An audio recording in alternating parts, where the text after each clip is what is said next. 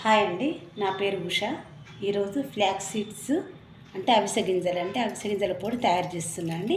ఇవి పావు KG 250 grams ఉన్నాయండి. దీనికి కావాల్సిన ఇంగ్రీడియంట్స్ అండి: తగినంత సాల్ట్, పోపు గింజలు, శనగపప్పు, ఆవాలు, జీలకర్ర అండి, కరివేపాకు గుప్పెడు, కొద్దిగా చింతపండు, చిన్న నిమ్మకాయ చింతపండు, ఎల్లిపాయలు, ఒక 10-12 ఎండుమిర్చి, పసుపు, మెంతులు.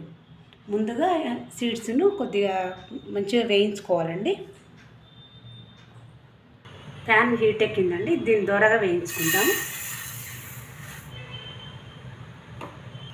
ఇది మీడియం ఫ్లేమ్లోనే కొంచెం దూరగా వేయించుకోవాలండి, హై పెట్టకూడదు, మాడిపోతుంది. ఇవి వేగిపోయినాయండి అవిసె గింజలు. మన పోపు కూడా రెడీ అయింది. ఈ రెండు కలిపి మనం గ్రైండ్ చేసుకుందాం, పొడి రెడీ చేసుకుందామండి. అవిసె గింజలు, ఎండుమిర్చి అన్నీ తీసుకున్నాండి జార్లోకి. ఇప్పుడు గ్రైండ్ చేసుకుందాము.